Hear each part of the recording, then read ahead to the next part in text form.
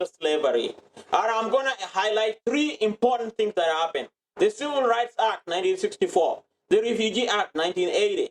The Immigration Act, 1990. These are U.S. acts that allowed people from different parts of the world to come here, benefiting of the works of African-American people who marched for years to make it allowable that people of all races could enjoy the privilege of being an American.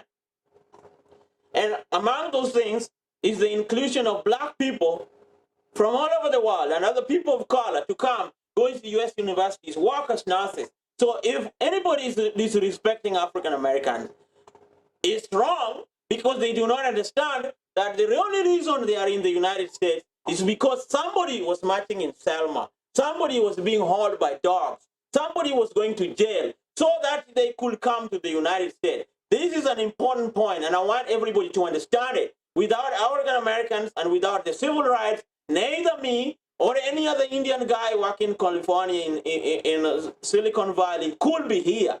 So we should be grateful for that. Secondly, the struggle against Jim Crow in the South and the struggle against colonialism in Africa went hand in hand. Later on, a lot of black people started attending colleges in the U.S., first from Liberia and later on from other places in Africa, especially Kenya. One of those people who came in those efforts is Barack Obama Sr., the father to President Barack Obama. So African Americans supported these movements. Some of them donated scholarships to bring Africans here to study.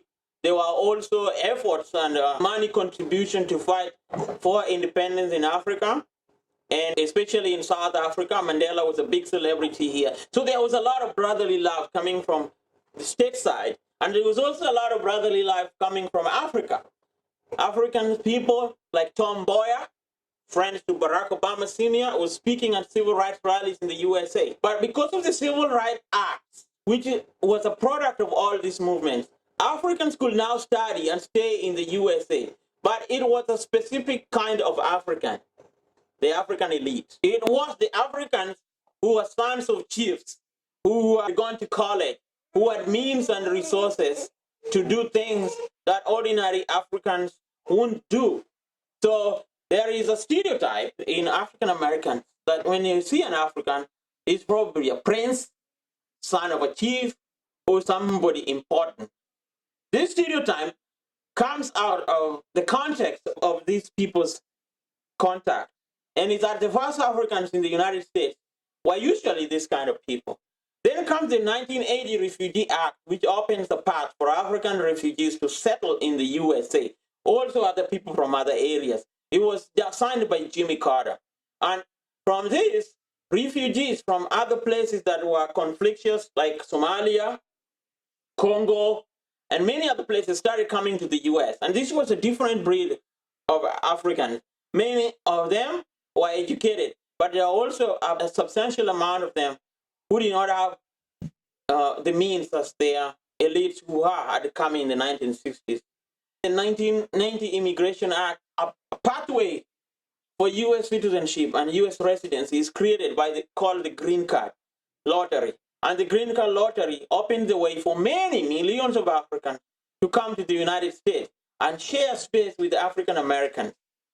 Now, it is in this context that different understanding started to emerge about what blackness means. What blackness as in African American, blackness as in African.